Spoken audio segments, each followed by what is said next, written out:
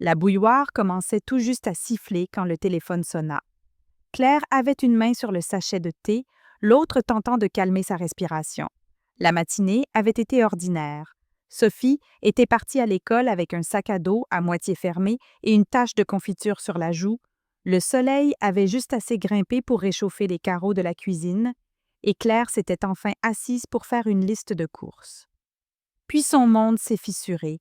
Elle faillit ne pas répondre. Le numéro était inconnu, local, mais non enregistré. Quelque chose dans cette sonnerie lui serrait la poitrine. Le calme avant la tempête. Elle appuya son pouce sur le bouton vert et dit « Allô ». Ce qu'elle entendit n'était pas un bruit, c'était une absence. Un silence étrange du côté de l'homme à l'autre bout du fil. Puis, avec professionnalisme mais douceur, il parla.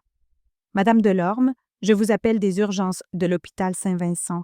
Votre mari, Jonathan, il y a eu un incident. » Son esprit buta sur la formalité. « Pas Claire. » Pas Jonathan a fait une chute. Les mots suivants tombèrent comme de l'eau glacée. Effondrement. Pas de pouls, arrêt cardiaque. Elle ne parla pas, ne respira pas. Le sachet de thé dans sa main tachait le plan de travail d'une fleur lente et diffuse. Elle ne se souvenait pas s'être assise. Seulement du froid du carrelage sous ses jambes. La voix du médecin flottait encore dans l'air, toujours là, toujours précautionneuse, tentant d'amortir un choc qui ne tomberait jamais assez doucement. Elle murmura « Merci », pas parce qu'elle le pensait, parce que c'était le seul mot qu'elle pouvait prononcer sans se briser. Elle appela ses parents ensuite. 3 sonneries avant que sa mère ne décroche, des rires en fond, des vers qui tintent, de la musique. La voix de Claire était à peine un fil. « Maman, il s'est passé quelque chose. Jonathan, il est… » Sa mère l'interrompit, joyeuse et vive. « Claire, ma chérie, tu peux nous rappeler demain? On est en plein dans le dîner d'anniversaire de Julien. Tout le monde est là. Ce n'est vraiment pas le moment. » Claire ouvrit la bouche, mais le silence qui suivit fut sa réponse. L'appel se termina par un banal « Bisous, ma puce », et la ligne se coupa. Elle resta seule, assise sur le sol de la cuisine, son téléphone pressé contre sa paume comme une brûlure. Son mari n'était plus. Sa famille lui avait demandé d'attendre le matin. La bouilloire hurlait. Elle ne bougea pas. Le thé était déjà froid. Claire ne pleura pas lors des obsèques. Non pas qu'elle n'en avait pas envie, mais parce que sa fille la regardait. Sophie, 8 ans, lui serrait la main si fort que ses jointures en devenaient blanches. Ses boucles brunes encadraient un visage trop jeune pour comprendre la permanence, mais assez grand pour sentir le changement dans l'air. La photo de Jonathan trônait à l'avant de la chapelle, encadrée, souriante, vivante. Claire s'y accrocha comme à une corde. Les rangées derrière elle n'étaient pas pleines. Quelques collègues, des voisins, un cousin de Jonathan arrivé à la dernière minute. Sa propre famille, ses parents et son frère, n'étaient pas là. Sa mère avait envoyé un message ce matin-là. « On essaie toujours de trouver un vol. On prévoit de venir bientôt. Prends soin de toi. » Julien, lui, n'avait rien envoyé. Son compte Instagram, encore public, racontait plus fort. Soirée sur les toits, cocktail au bord de la piscine, une photo de groupe légendé, équipe Cancun. Publié le même matin où Claire choisissait l'urne. Elle ne montra rien à Sophie. Jamais elle ne le ferait. Certaines blessures ne se transmettent pas. Après la cérémonie, les gens s'éparpillèrent. Ils offrirent les phrases habituelles. « Il est dans un endroit meilleur, tu es tellement courageuse, si tu as besoin de quoi que ce soit. » Claire hocha la tête, remercia, resta droite. Le deuil, apprit-elle, met les gens mal à l'aise. Surtout le deuil silencieux. Surtout quand on ne s'effondre pas. De retour à la maison, tout semblait mis en sourdine. Le couloir où Jonathan chantait faux, la cuisine où il avait appris à Sophie à remuer la pâte à crêpes, silencieux. Claire versa des céréales pour le dîner. Sophie ne dit rien. Elle s'assit simplement sur le canapé, les genoux serrés contre elle, les yeux grands ouverts. Ce soir-là, Claire borda sa fille et resta allongée à ses côtés, jusqu'à entendre sa respiration devenir régulière. Puis, elle s'assit longtemps dans le couloir, le dos contre le mur, la veste de Jonathan encore accrochée au crochet au-dessus d'elle. Elle la décrocha et l'enroula autour d'elle. Elle ne sentait plus son odeur, juste du tissu. Mais elle la serra quand même. Personne n'appela. Aucune proposition de venir. Ses parents envoyèrent une carte de condoléances 4 jours plus tard. On pense à vous deux, affectueusement, maman et papa. Elle arriva en même temps qu'une enveloppe brillante pleine de confettis de Julien, étiquetée Anniv en retard, photo à l'intérieur. Claire la regarda un instant avant de la jeter à la poubelle, sans l'ouvrir. Le chagrin ne vint pas en sanglots. Il se glissa dans la liste de courses, avec les céréales préférées de Jonathan encore inscrites en bas, dans la seule brosse à dents dans le verre, dans l'écho d'un rire qui avait autrefois rempli leur cuisine. Il vint avec la réalisation que sa famille, ceux qui auraient dû la soutenir, l'avaient abandonnée dès que cela demandait un effort. Dans le vide qu'ils laissèrent, Claire fit ce qu'elle avait toujours fait. Elle ramassa les morceaux, elle serra sa fille plus fort, et elle resta silencieuse. Mais quelque chose changea en elle cette semaine-là, pas bruyamment, pas violemment, juste assez pour planter une graine, du genre qui prend racine bien avant qu'on se rende compte qu'elle est là.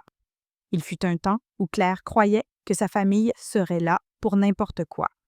Elle se souvenait de ces années où les dîners du dimanche étaient sacrés, les rôtis soigneusement préparés, la table dressée par sa mère avec la même vaisselle ébréchée reçue lors de son mariage. Claire et Julien se disputaient pour savoir qui découpait la dinde, qui versait le vin. Les rires coulaient facilement à l'époque, comme une chanson dont tout le monde connaissait les paroles. Avant Jonathan. Il n'était pas un intrus, pas au début. Il avait ce charme discret. Toujours prêt à faire la vaisselle, n'oubliait jamais un anniversaire, offrait des pivoines à sa mère même quand ce n'était pas une occasion spéciale. Julien l'appréciait aussi autrefois. Il parlait basket et ligue de fantasy, s'envoyait des mèmes absurdes jusque tard dans la nuit. Claire croyait avoir trouvé quelque chose de rare, un amour qui réunissait les familles, au lieu de les briser. Mais Jonathan était stable, fiable, et quelque chose dans cette constance commença à éroder la surface. Cela commença doucement. Des remarques que Julien pensait qu'elle n'entendait pas, Monsieur Parfait, il ne cligne pas des yeux sans un tableau Excel. Sa mère insista ensuite pour des fêtes séparées, qualifiant la présence de Jonathan de « trop intense pour une soirée détendue ». Claire tenta d'arrondir les angles, de jeter des ponts, jusqu'à ce qu'elle comprenne que le pont n'allait que dans un sens. Il n'est même pas la femme qu'elle devenait avec Jonathan. Plus ferme dans ses limites, plus discrète, moins disponible pour combler les manques affectifs qu'ils avaient pris l'habitude de lui confier. Même quand Sophie naquit, le déséquilibre ne se corrigea pas. Son père passa à l'hôpital mais resta 10 minutes. Sa mère lui demanda si elle avait vraiment réfléchi à l'achat de leur première maison. Julien n'oubliait l'anniversaire de Sophie que quand Facebook lui rappelait. Malgré tout, Claire laissait la porte ouverte. Elle envoyait des invitations, postait des cartes, passait des appels, même quand personne ne répondait. Quand Jonathan mourut et que personne ne se présenta, quelque chose en elle se figea. Ce soir-là, elle déambula dans la maison, effleurant les photos encadrées comme des artefacts, leur mariage, les 3 ans de Sophie, un vieux repas de Noël où tout le monde souriait encore comme si c'était vrai. Elle se demanda depuis combien de temps elle faisait semblant. Dans la cuisine, les restes du funérarium attendaient, intacts dans des boîtes. Une voisine avait apporté un gratin, quelqu'un d'autre des viennoiseries, mais Claire n'avait pas la force d'y toucher. Elle ouvrit le frigo, le fixa un moment, puis le referma. La table restait dressée pour 3. Elle ne bougea pas l'assiette en trop.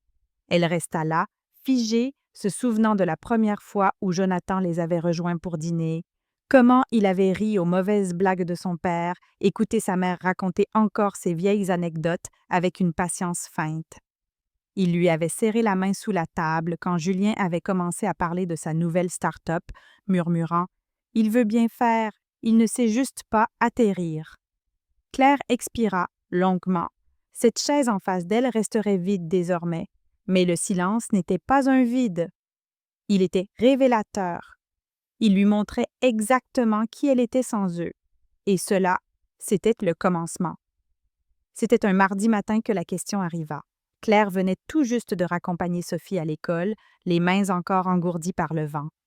Elle se versa une tasse de café qu'elle ne finirait pas et s'assit à la table de la cuisine, fixant la pile de courriers non ouverts. La plupart étaient des publicités, offres de cartes bancaires, prêts préapprouvés, tracts politiques. Puis son téléphone vibra. Le nom de sa mère s'afficha à l'écran. Claire hésita avant de décrocher, pressant la tasse contre ses lèvres sans boire. « Claire, ma chérie, » dit sa mère, une voix trop enjouée, trop contrôlée. « Je voulais juste prendre des nouvelles. » Claire cligna des yeux. Les obsèques avaient eu lieu 2 semaines plus tôt. Sa mère n'avait pas appelé une seule fois depuis. Aucune visite, pas de fleurs, juste une carte de condoléances signée d'un cœur et rien d'autre. « Je suis là !» répondit Claire d'une voix neutre. Un silence, puis un changement de ton. Plus grave, plus posé. « Je me demandais juste, est-ce que Jonathan avait une assurance vie? » Claire se renversa dans sa chaise. La question ne la surprit pas. Le moment, si. Elle ne répondit pas tout de suite. Son pouce suivait le bord de la tasse pendant qu'elle observait un écureuil courir le long de la clôture. « Oui, » dit-elle finalement. « Il en avait une. » Le souffle de sa mère se suspendit, à peine audible. « Ah! Bon, c'est bien, j'imagine. Pour toi et Sophie. » Claire ne répondit pas. Elle attendit. Sa mère reprit la parole pour combler le vide. « Je demande juste parce que, tu sais, tu es seule maintenant. Et élever une enfant, c'est coûteux.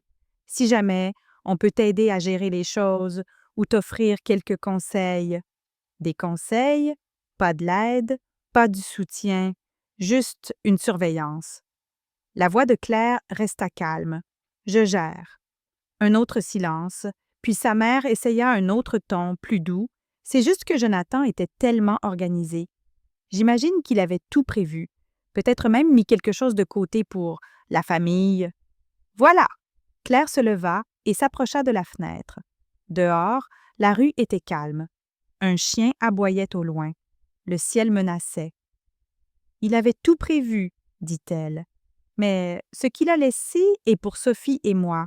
Personne d'autre. » La voix de sa mère se fit plus froide. « Bien sûr, évidemment.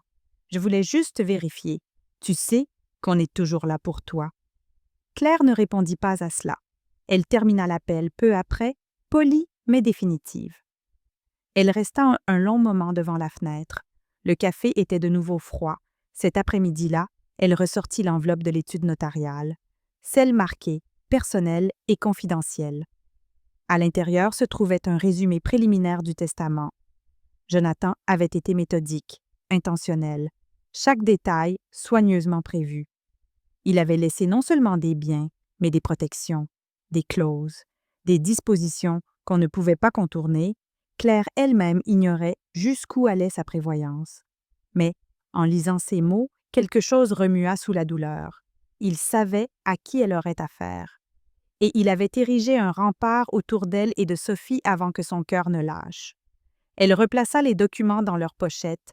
Si sa famille pensait que le deuil l'avait rendue vulnérable, ils allaient bientôt découvrir à quel point il s'était trompé. Il s'est présenté avec des fleurs. Julien, son frère, frappa à la porte de Claire 2 dimanches après cet appel de leur mère. Un bouquet de lys du supermarché, encore sous plastique, dans une main, un pack de bières artisanales dans l'autre. Il portait des lunettes de soleil malgré le ciel couvert, et son sourire était trop éclatant pour un homme sur le seuil d'une veuve. Claire ne l'invita pas immédiatement à entrer. Il se balança d'un pied sur l'autre, jetant un regard derrière elle comme s'il s'attendait à une autre version de la maison. « Ça paraît plus petit, » dit-il. « L'énergie de Jonathan la faisait paraître plus grande, je suppose. » Elle ne répondit pas, se contenta de tenir la porte suffisamment longtemps pour qu'il comprenne le message. À l'intérieur, il se déplaçait avec l'assurance paresseuse de celui à qui on n'a jamais appris à entendre non. Il posa les fleurs sur le comptoir, ouvrit une bière sans demander et s'affala sur le canapé comme s'il n'avait pas complètement manqué les obsèques. Claire resta debout. « Et la petite ?» demanda-t-il. « Sophie est chez une copine, » répondit-elle. Julien acquiesça, prit une longue gorgée, puis la regarda par-dessus le goulot. « Et toi, tu tiens le coup ?» Elle ne répondit pas directement. Elle croisa les bras, l'observant balayer la pièce du regard. Ses yeux s'attardèrent sur la bibliothèque que Jonathan avait construite, les photos encadrées, l'absence de rire. Il se pencha en arrière et laissa échapper un sifflement bas. Tu sais, Jonathan était un bon gars. Pas tape à l'œil, mais malin. Du genre à avoir de l'argent discret, tu vois? L'estomac de Claire se serra. Julien continua, indifférent ou inconscient du changement dans son expression. Je parlais avec maman. Elle disait qu'il avait une assurance vie. T'es sûrement tranquille pour un moment. Ce n'était pas une question. C'était une tentative de forage. La voix de Claire fut calme. Ce n'est pas un sujet que je discute avec toi. Julien haussa les épaules, levant sa bouteille dans un toast moqueur. Hé, je m'inquiète, c'est tout. La famille, c'est la famille, non? On se serre les coudes. Elle faillit en rire. Faillit. À la place, elle dit Tu n'étais pas aux funérailles. Il cligna des yeux. J'ai pas pu prendre de vol. Tout était complet. Trop tard. Tu sais comment c'est. Elle savait. Elle avait vu les photos de Cancun, les cocktails au bord de la piscine, une étincelle à la main pendant qu'elle choisissait les vêtements de l'enterrement.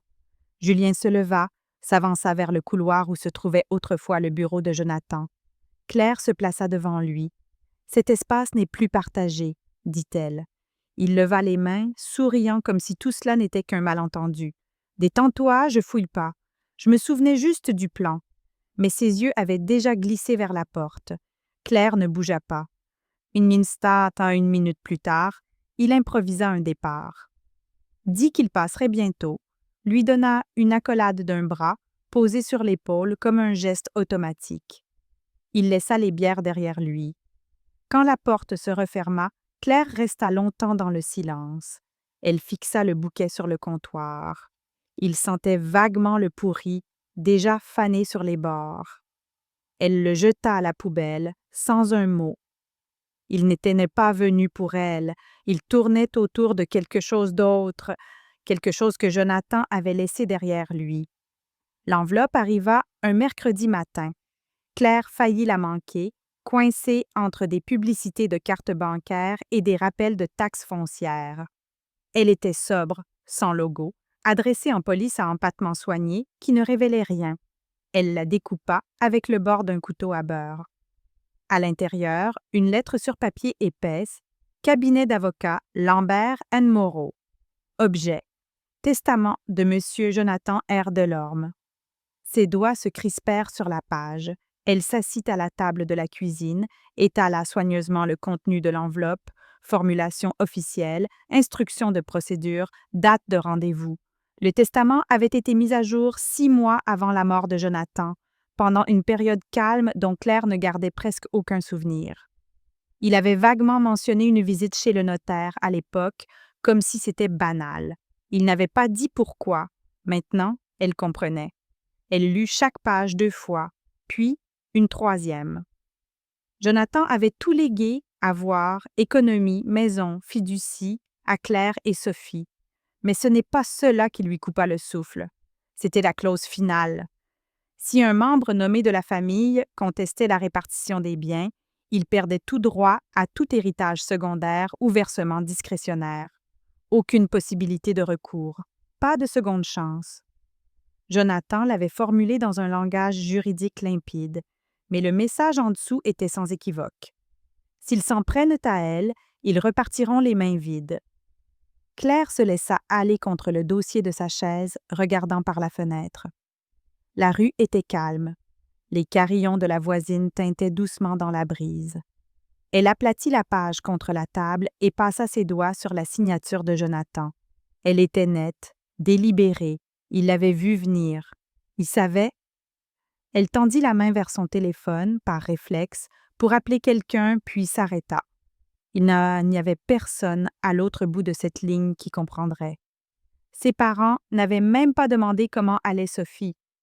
Julien était venu avec des bières et un sourire en coin, puis avait rôdé comme un chien flairant des miettes.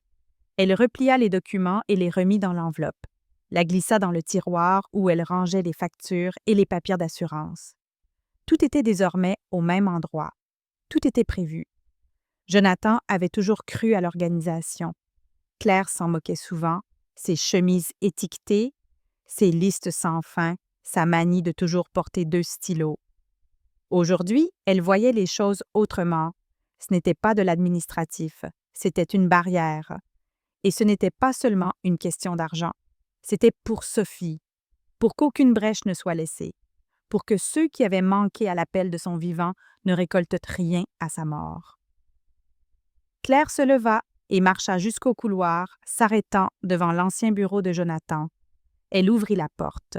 Le bureau était toujours en ordre, l'air portait encore un soupçon de cèdre et d'encre. Elle s'assit dans son fauteuil et laissa le silence l'envahir. Elle ne pleura pas, elle ne parla pas, mais quelque chose en elle se redressa. Jonathan ne lui avait pas seulement laissé des biens, il lui avait laissé les armes pour se défendre. Le cabinet d'avocat était calme, frais et d'une propreté trop parfaite. Une odeur discrète de cuir et de papier ancien flottait dans l'air. Claire était assise près de la fenêtre, Sophie à ses côtés, concentrée sur ses coloriages avec une application silencieuse qui faisait mal à sa mère. Sa fille ne comprenait pas ce que signifiait vraiment cette réunion. Pas vraiment.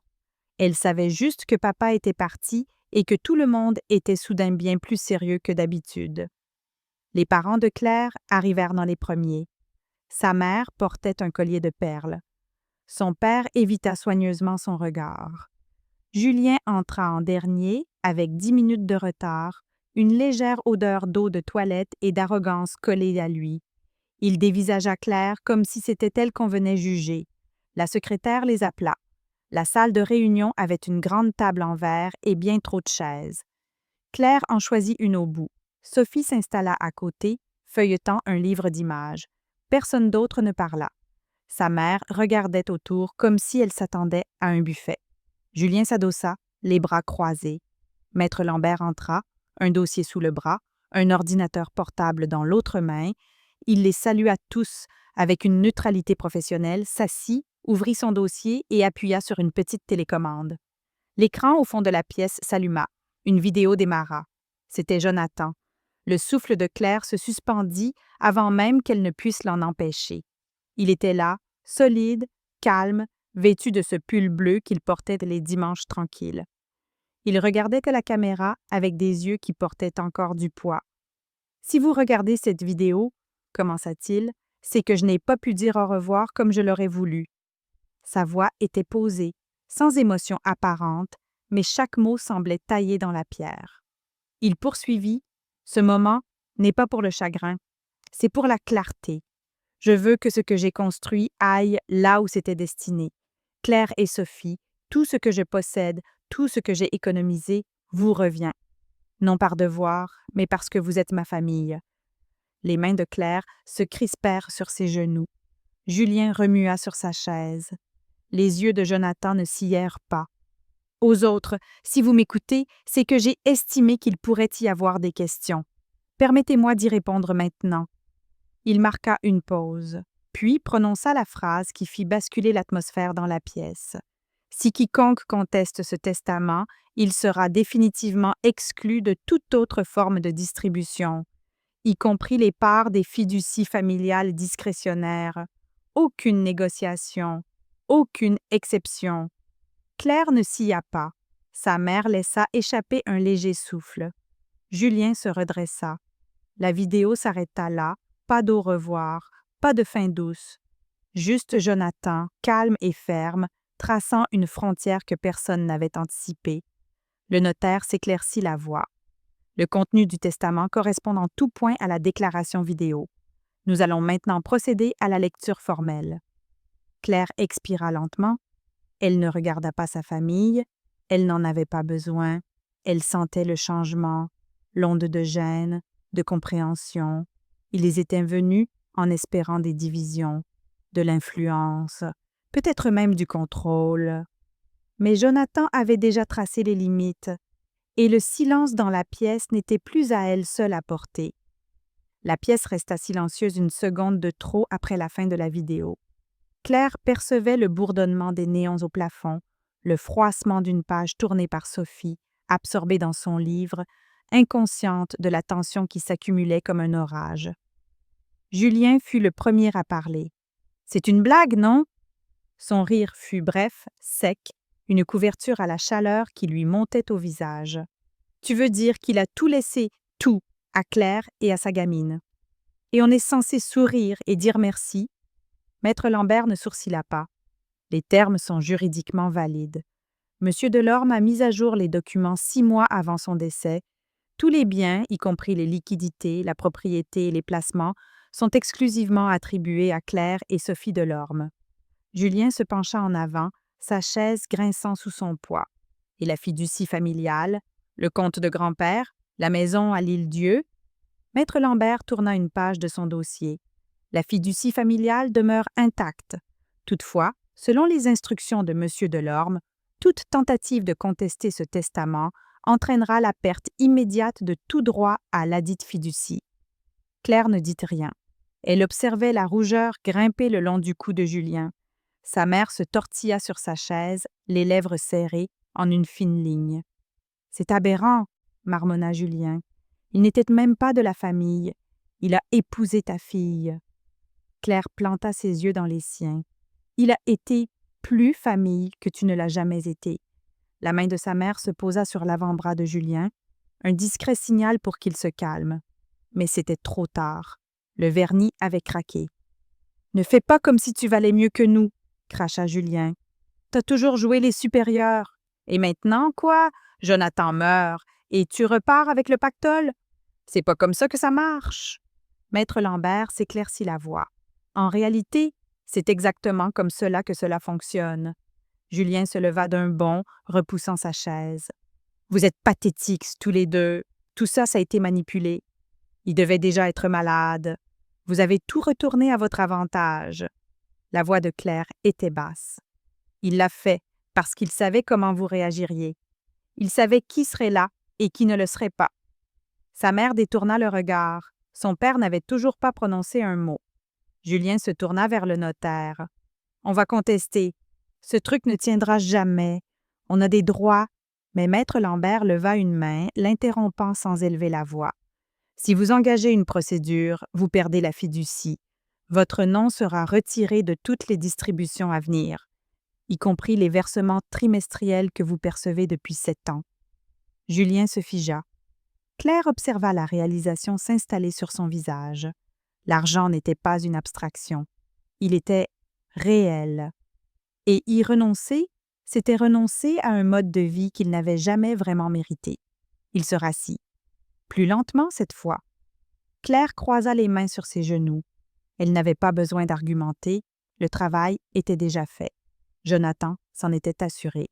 Pour la première fois depuis les obsèques, son rythme cardiaque se calma. Le testament n'était pas un gain, c'était un bouclier, et il était tombé exactement là où il devait. Le bureau se vida par fragments. Claire resta assise, observant sa famille se détacher, un à un.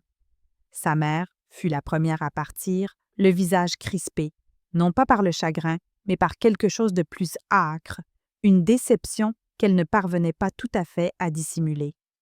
Elle ne dit pas au revoir. Elle attrapa son sac à main et quitta la pièce comme on quitte un dîner qui a tourné à l'aigre. Julien tarda. Il resta près de la porte, tripotant son téléphone, la mâchoire contractée. Le charme facile qu'il portait comme une armure s'était fissuré, et dessous se révélait quelque chose de plus brut, un sentiment de droit privé de sa certitude habituelle. Il regarda Claire un instant, comme s'il allait parler, puis sembla changer d'avis. Il partit sans un mot. Claire ne bougea pas. Le notaire lui adressa un discret signe de tête. « Tout est en ordre, » dit-il en poussant doucement un dossier vers elle. « Vous y trouverez le détail complet de la succession. Je serai votre interlocuteur à partir de maintenant. » Elle le remercia d'un hochement de tête. sa voix pas encore prête à revenir. Dehors, l'air portait l'odeur âcre du bitume chauffé par le soleil. Sophie lui tenait la main alors qu'elle marchait vers la voiture. « Pourquoi tonton Julien était fâché? » demanda-t-elle d'une voix menue. Claire s'arrêta à la portière, se baissa pour se mettre à sa haute hauteur. Parce que parfois, les gens s'attendent à recevoir des choses qui ne leur appartiennent pas, dit-elle. Et quand ils ne les obtiennent pas, ils en veulent à ceux qui sont là. Sophie hocha la tête comme si elle avait compris juste assez pour ne pas insister. Elle grimpa sur son siège et boucla sa ceinture avec l'habitude d'un geste répété. Claire referma la portière et resta debout un moment, laissant le silence l'envelopper. De retour à la maison, le téléphone sonna 3 fois en 2 heures. D'abord sa mère, aucun message, puis Julien, puis son père. Elle ne décrocha pas, non pas qu'elle les fuyait, mais parce qu'il n'y avait plus rien à expliquer.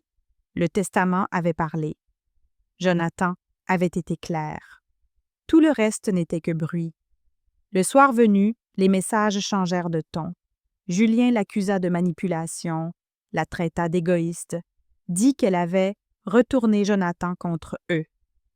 La messagerie vocale de sa mère dégoulinait de fierté blessée. « Je ne comprends pas comment tu as pu laisser les choses en arriver là. On est une famille. » Claire la supprima avant la fin. Elle rouvrit le dossier de Jonathan. Les pages étaient encore nettes, le langage juridique chargé de certitude. Elle relut la clause « Contestation équivaut à renoncement ». Aucune ambiguïté, aucune échappatoire. Jonathan n'avait laissé aucune fissure où il pourrait s'infiltrer. Elle glissa le dossier de nouveau dans le tiroir, le referma doucement. Dans le silence qui suivit, Claire ressentit quelque chose d'inattendu. Ce n'était pas de la victoire, ni du soulagement. Juste un calme, celui qui vient quand les cris cessent et que la poussière commence à retomber.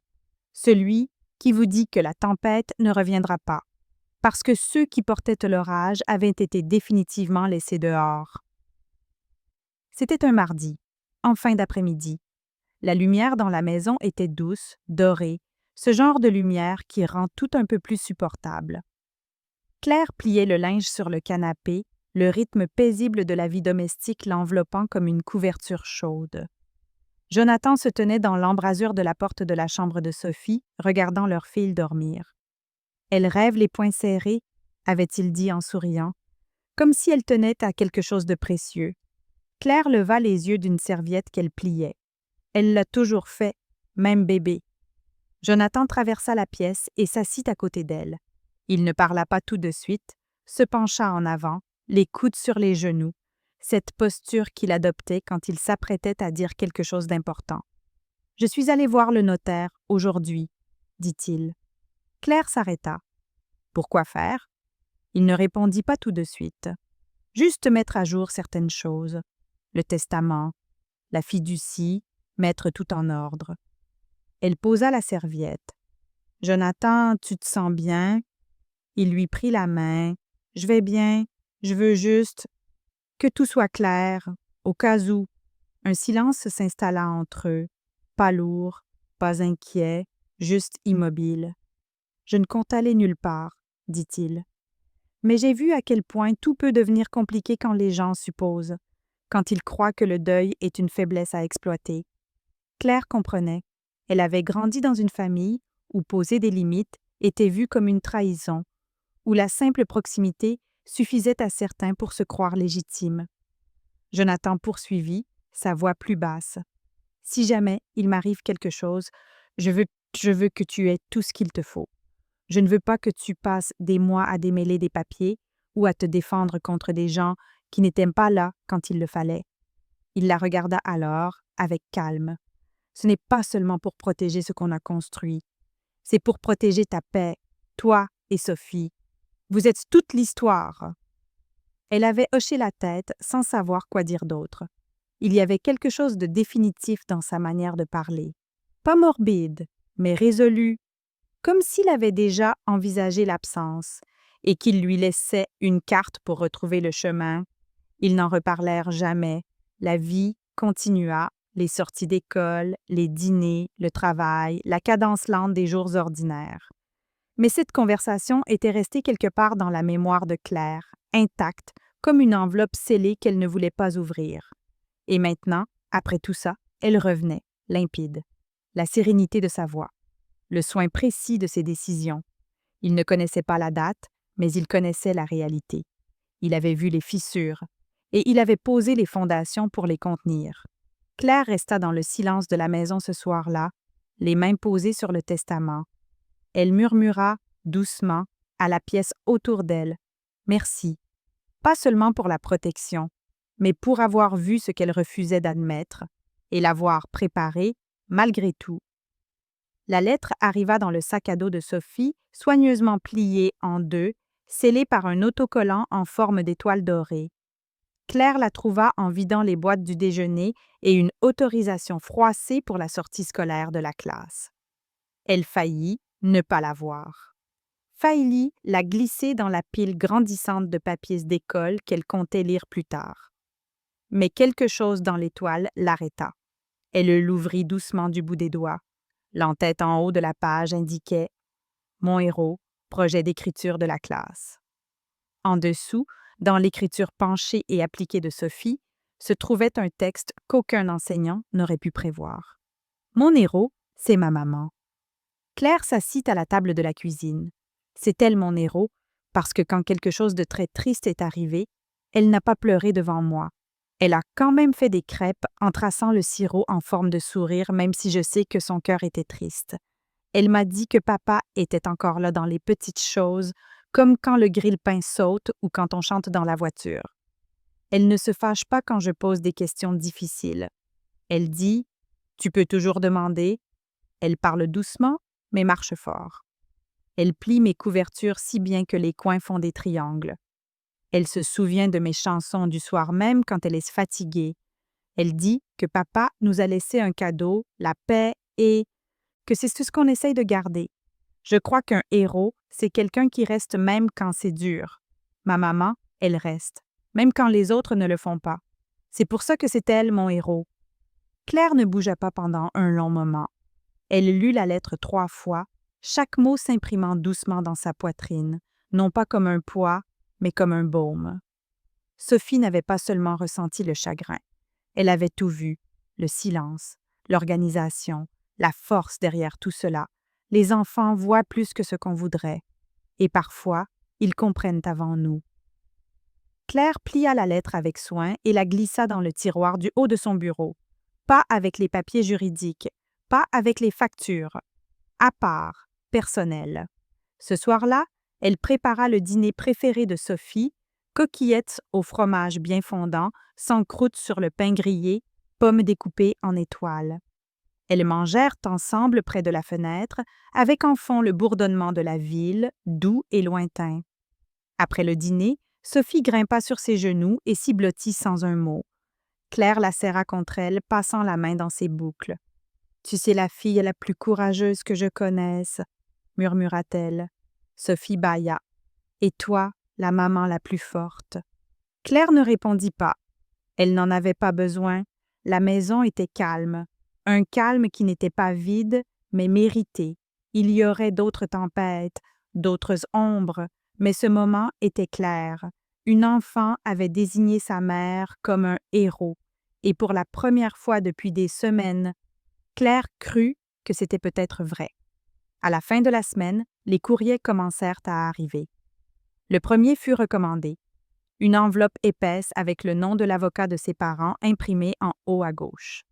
Claire ne reconnut pas le nom tout de suite. Pas avant de voir l'adresse de retour, leur ville, leur code postal.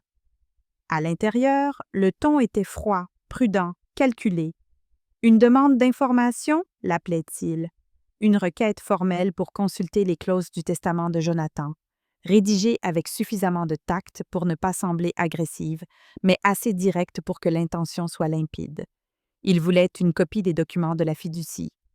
Claire lut la lettre 2 fois, puis la posa. Elle ne les rappela pas, ne répondit rien. Elle appela Maître Lambert. Il s'y attendait déjà. « Ces choses-là font toujours des vagues, » dit-il calmement. « Les exclusions ne sont jamais bien acceptées, surtout quand elles bousculent des certitudes héritées. Il proposa de s'occuper de la réponse lui-même. Claire accepta. Quelques jours plus tard, une autre enveloppe arriva, celle-ci venant de l'avocat de Julien, plus audacieuse, plus confiante. Elle remettait en question l'état mental de Jonathan au moment de la signature. Évoquait un passage à l'hôpital l'année précédente, laissait entendre une influence, une pression indue. Claire esquissa un sourire amer. Jonathan n'avait eu besoin d'aucune persuasion. Il avait vu la vérité bien avant qu'elle ne soit prête à la regarder en face. Elle transféra la lettre à Lambert. Il répondit dans l'heure. « Nous sommes bien protégés, la rassura-t-il. Jonathan a tout documenté, conversation enregistrée, déclaration signée, évaluation médicale, il n'y a aucune zone d'ombre. » Mais malgré cela, les messages continuaient. Ses parents rappelèrent, des messages vocaux remplis d'un souci fin, jamais tout à fait sincère. Son père, silencieux lors de la lecture du testament, laissait maintenant une note conclue par « On veut juste s'assurer que tout le monde soit traité équitablement. » Claire ne répondit pas, parce que l'équité avait quitté la pièce le jour où il lui avait dit de « rappeler demain ». Elle garda tout, classa chaque lettre, imprima chaque email. Elle constitua ses propres archives, non par nécessité, mais parce que l'ordre lui rendait le contrôle. Chaque document glissé dans un classeur, à côté du testament de Jonathan, à côté de cette clause que tous faisaient semblant de n'avoir jamais entendue. S'ils contestaient, ils perdaient, et pourtant, ils insistaient, non parce qu'ils croyaient pouvoir gagner, mais parce que des gens comme eux ne savaient pas renoncer à l'idée qu'on leur devait quelque chose, que les liens du sang devaient plier la loi, que le partage du nom signifiait partage du gain. Mais Jonathan avait anticipé chaque mouvement, et Claire, désormais, se contentait de garder la ligne. Les réponses juridiques furent envoyées. Les demandes traitées, Maître Lambert restait posé, méthodique, Claire, silencieuse. Qu'ils s'agitent, qu'ils essaient toutes les portes. Il les trouverait toutes verrouillées. Les verrous n'étaient pas les siens. Jonathan les avait installés. Elle ne faisait qu'en tenir les clés. Tout avait commencé par des murmures. Claire les entendit d'abord au supermarché, 2 rayons plus loin, des voix basses, une pause quand elle passa. Elle n'avait pas besoin d'entendre toute la phrase. Elle reconnaissait le rythme du jugement, le même rythme qu'il avait suivi au lycée quand Julien s'était fait prendre à voler sa voiture et avait parlé de malentendus. Le même ton que sa mère utilisait en disant « c'est son tempérament », comme si le charme pouvait tout acheter, à l'infini. Mais cette fois, c'était différent. Cette fois, l'histoire avait changé. Quelqu'un avait fait fuiter des détails. Peut-être un voisin, peut-être un ancien collègue de Jonathan. Les rumeurs s'étaient propagées dans les groupes locaux, les listes de prières de la paroisse, les discussions à demi-mot devant l'école. Pas seulement que Jonathan était décédé, pas seulement que la famille ne s'était pas montrée, mais que le testament avait tracé une ligne et que certains avaient essayé de la franchir. Claire n'y répondit pas, elle ne corrigea rien, mais elle remarqua. À l'école de Sophie, les autres parents, qui autrefois se contentaient d'un signe de tête, prenaient désormais le temps de discuter.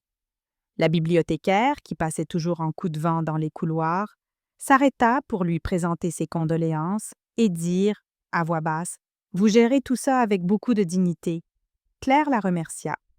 Elle ne demanda pas ce que recouvrait ce tout ça. Julien, en revanche, ne resta pas discret. Ses réseaux sociaux s'illuminèrent en de messages à peine voilés.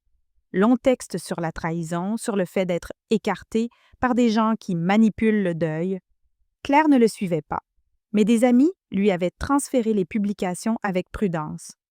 Il essayait de se faire passer pour une victime, mais le ton ne produisait pas l'effet attendu.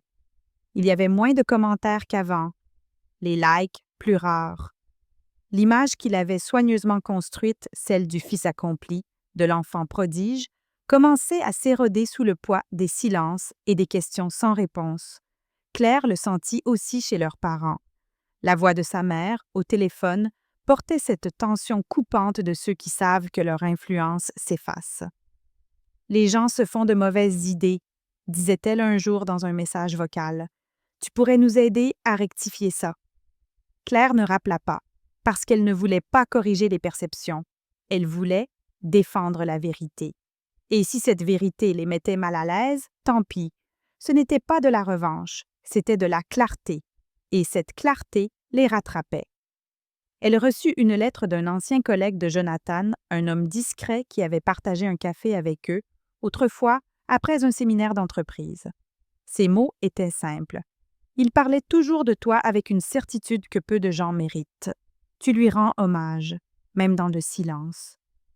Claire la lut 2 fois, puis elle la plia avec soin et l'ajouta à son dossier. Pas parce qu'elle avait besoin de preuves, mais parce que cela lui rappelait que toutes les voix ne crient pas. Certaines portent plus loin, surtout quand le vacarme commence à s'effondrer sur lui-même.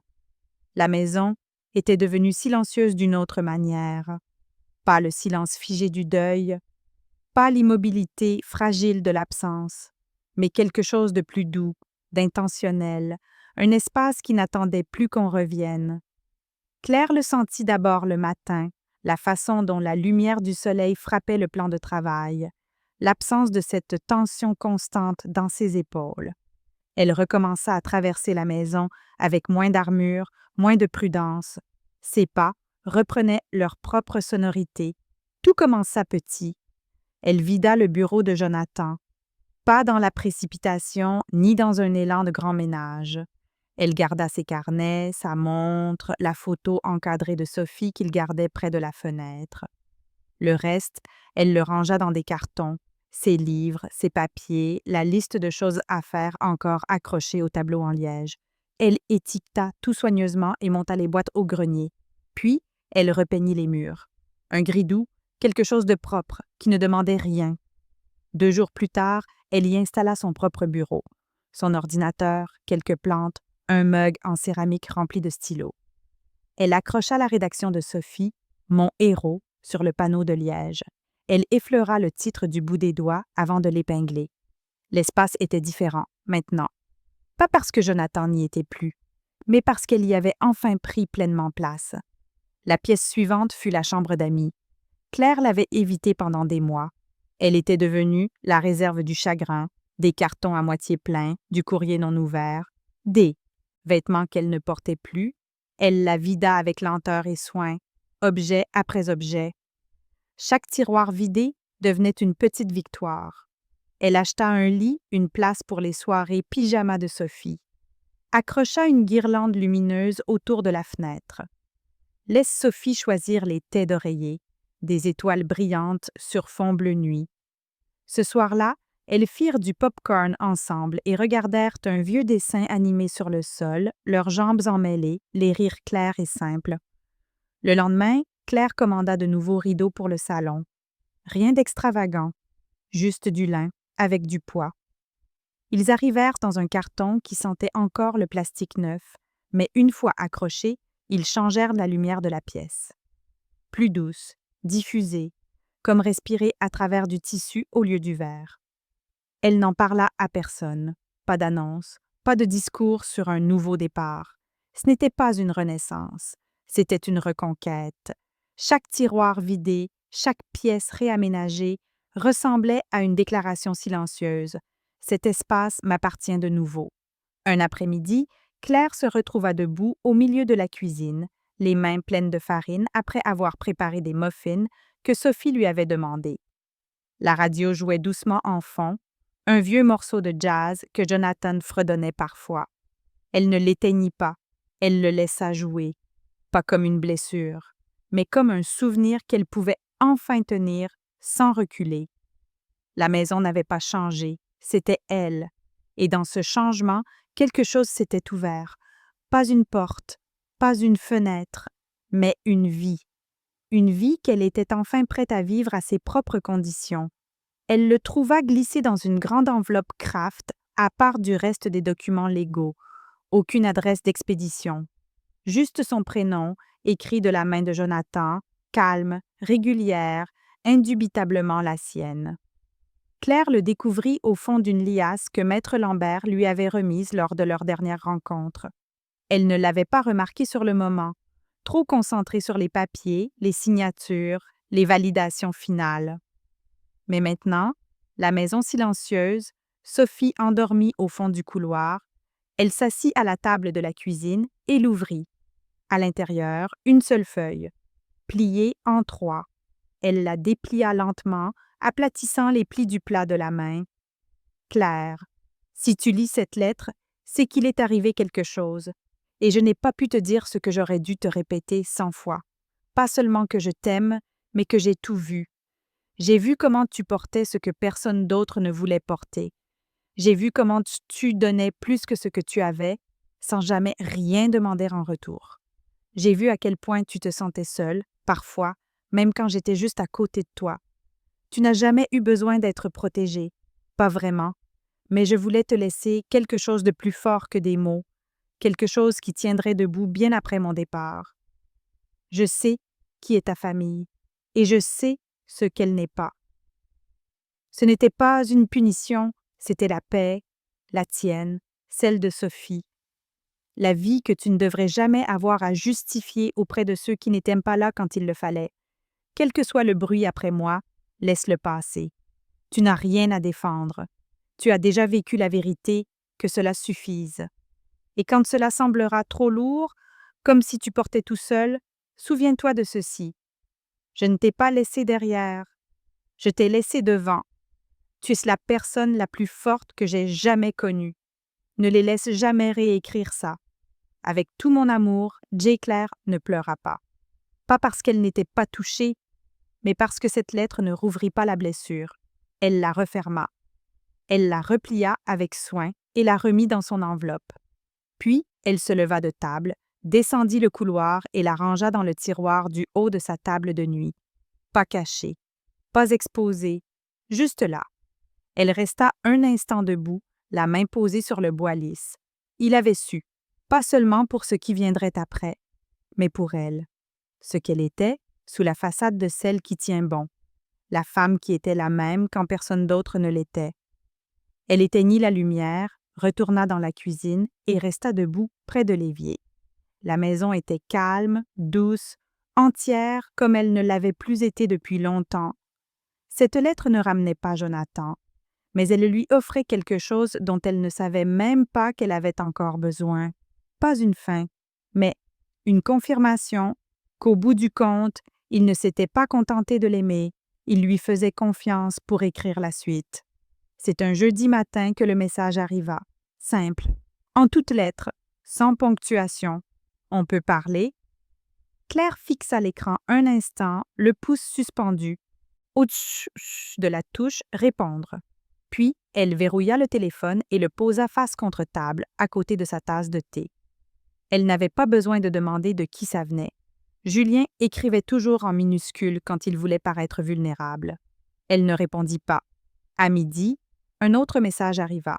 « Je pense qu'on devrait éclaircir les choses », puis un troisième, plus incisif. « Tu as vraiment gelé le compte ?» Claire laissa les messages s'accumuler sans urgence. Chacun ressemblait à une miette de panique. Chacun lui rappelait ce que Julien n'avait jamais cru possible, qu'elle irait jusqu'au bout. Elle traversa la maison avec un calme serein. Les fenêtres étaient ouvertes. Le rire de Sophie résonnait doucement depuis le jardin, où elle jouait à la craie avec l'enfant des voisins. À l'intérieur, Claire se prépara une deuxième tasse de thé. Elle feuilleta un livre qu'elle voulait finir depuis des semaines. Le téléphone vibra de nouveau. Elle l'ignora. Ce soir-là, le ton changea. Tu rends ça plus compliqué que ça ne devrait l'être, elle faillit en rire. La tournure lui était si familière, une accusation maquillée en raison. L'idée que c'était sa réaction à la trahison qui était le vrai problème. Julien avait toujours été plus choqué par les conséquences que par les choix qui les avaient provoqués. Il appela une fois, deux fois. Claire laissa sonner. Le lendemain matin, elle écouta enfin un message vocal. Sa voix était tendue, nerveuse, quelque part entre l'indignation et le calme forcé. « Tu sais bien que je t'aurais jamais vraiment planté, » disait-il. « Tu me connais. » « Oui, » pensa-t-elle. C'était justement ça, le problème. Elle le connaissait, elle connaissait le schéma, le charme qui arrivait juste après les dégâts, la culpabilité relookée en incompréhension, la manipulation enveloppée dans la douceur des souvenirs communs. Ce que Julien n'avait pas anticipé, c'est qu'elle n'attendait plus rien de lui, ni explication, ni excuse, ni version alternative. Le gel du compte avait été confirmé, le signalement pour fraude déposé, les justificatifs envoyés. Il n'y avait plus de place pour les récits, juste des faits, juste des preuves. Et Claire avait cessé de se justifier. Ce week-end-là, elle mit son numéro en sourdine. Pas bloquée, juste réduite au silence. Elle ne voulait pas de drame, pas de mise en scène. Elle voulait du calme, qu'il s'agite, qu'il réécrive une nouvelle version, qu'il se plaigne à qui voudra bien l'écouter. Ce n'était plus son affaire. Le samedi, elle organisa les dernières pages du dossier, imprima le reçu du dernier loyer, classa l'accusé de réception de la banque, rangea tout à sa place dans l'ordre complet, puis elle referma le classeur. Elle n'avait plus besoin de l'ouvrir. Julien avait tenté une dernière fois, mais Claire, elle, avait déjà choisi, et cette décision n'était pas à débattre. C'était une date qui réapparut comme un bleu qu'on avait oublié. L'anniversaire de Julien. Claire tomba dessus par hasard, en feuilletant les dates sur son téléphone pour prendre rendez-vous chez le dentiste pour Sophie. Et là, il était, encerclé en gris pâle, synchronisé il y a des années depuis un agenda familial partagé qu'elle n'avait jamais pris la peine de supprimer. Elle le fixa un instant, puis, sans cérémonie, elle supprima le rappel. La date n'avait plus de sens désormais. Mais Sophie, elle, la remarqua quand même. Ce soir-là, elle demanda « Et est-ce que tonton Julien vient là aujourd'hui? » Claire leva les yeux de la casserole. « Non, ma chérie, pas cette année. » Sophie réfléchit. « Parce qu'il n'est pas venu quand papa est mort? » La main de Claire s'arrêta sur la cuillère dans la sauce. Elle resta silencieuse un moment. Puis, elle s'agenouilla pour être à hauteur du regard de sa fille. « Parce que parfois, dit-elle lentement, les gens te montrent qui ils sont vraiment, et quand ils le font, il faut écouter. » Sophie hocha la tête, calme mais attentive. Puis, après une pause, « On peut quand même faire un gâteau? » Claire sourit. « On peut toujours faire un gâteau. » Elles en préparèrent un ce soir-là, vanille avec glaçage à la fraise, le choix de Sophie. Elle montait sur un tabouret et cassait les œufs avec une exagération théâtrale pendant que Claire mesurait la farine avec calme. La cuisine se remplit d'odeurs de sucre et de quelque chose de plus doux encore, la paix, peut-être, la stabilité. Après le dîner, elles allumèrent 2 bougies, une pour Jonathan et une pour elle, pas un anniversaire, un repère. Une reconnaissance discrète qu'1 an s'était écoulé depuis que tout avait changé et que rien ne reviendrait comme avant. Sophie inventa une petite chanson et la fredonna doucement. Puis, elle souffla les 2 bougies et applaudit une fois, comme pour sceller une promesse. Claire coupa le gâteau et lui tendit une part. Elle se versa un verre de vin et s'assit en face, observant sa fille déguster avec une joie simple et sans fardeau. Pas de tension, pas de remarques en coin, pas de poids dans les coins de la pièce. Juste le bruit des fourchettes sur les assiettes, juste des rires légers et le réconfort d'un calme mérité. Claire pensa à Jonathan alors, pas au jour de sa mort, ni aux obsèques, mais à cette nuit où il avait dansé avec Sophie dans la cuisine, glissant en chaussettes sur le sol, ses rires montant comme des bulles pendant qu'il la faisait tournoyer sous la lumière du plafonnier. C'était le genre de souvenir qui garde sa forme. Pas spectaculaire, mais ancré. C'est cela qui reste, quand tout le reste s'efface. Plus tard, après que Sophie se soit endormie, Claire resta près de la fenêtre avec la dernière part de gâteau restée sur le comptoir. Les lumières des maisons voisines s'éteignaient une à une. La rue devenait silencieuse. Elle ne pensa pas à Julien. Elle ne se demanda pas comment il passait son anniversaire, ni qui il blâmait cette fois. Certains liens se rompent dans le fracas. D'autres se dissolvent dans silence. Celui-ci s'était complètement défait, et Claire n'avait aucune intention de le recoudre. Il n'y eut pas de fin spectaculaire, pas d'affrontement au tribunal, pas de messages vocaux hurlés, Pas de revendication finale pour ce qu'il pensait encore mériter. Juste le silence. Et c'est cela, réalisa Claire, qui était que le plus puissant. Les semaines passèrent, puis les mois. Les appels cessèrent, les courriers ralentirent. Ce qui avait été une tempête d'accusations devint de simples sursauts de contact, des emails ignorés, un numéro bloqué qui tentait encore sa chance pour le souvenir. Mais Claire ne répondit pas. Pas par colère, par certitude. Le testament avait tenu. La fiducie était restée intacte. Les avoirs protégés par la structure que Jonathan avait bâtie et que Claire avait défendue. Le dernier message de la banque arriva sous forme d'un relevé final. Une simple confirmation que les contestations de Julien avaient été rejetées, que la fiducie était sécurisée et que le compte avait été définitivement clôturé. Claire le rangea tout au fond du classeur. La dernière page d'un long livre de limites posées. Elle ne le consultait plus. Elle n'en avait plus besoin. Sa seule présence suffisait. Certains appelleraient cela une vengeance. Mais Claire savait mieux. Ce n'était pas une revanche. C'était une reconquête. Jonathan lui avait appris la valeur de la prévoyance. Mais c'est sa propre détermination silencieuse qui avait mené cette histoire à son terme. Chaque document classé, chaque message ignoré, chaque conversation évitée, c'était cela, sa justice. Pas de drame, juste de la clarté.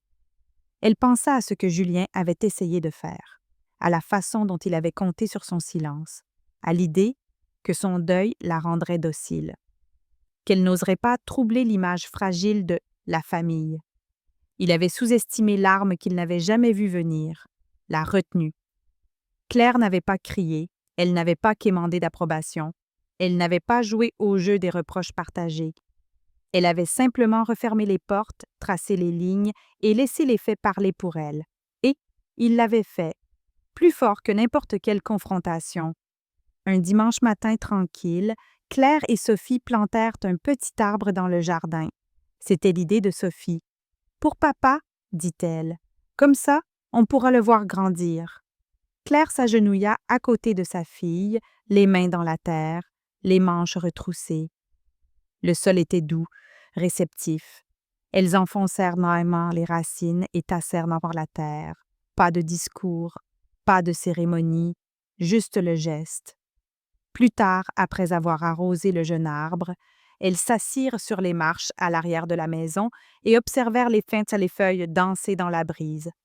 Sophie s'appuya contre elle, chaude et légère. Claire inspira. L'air était de nouveau léger. Plus de tension tapie au détour des pièces, plus d'ombre de ce qui pourrait arriver. C'était fini, pas dans le bruit, mais dans un choix, celui de clore sans s'excuser, de laisser la vérité parler, de partir non en fuyant, mais en se tenant droite, parce que la vengeance, quand elle est bien construite, ne crie pas, elle tient et elle ne vacille jamais.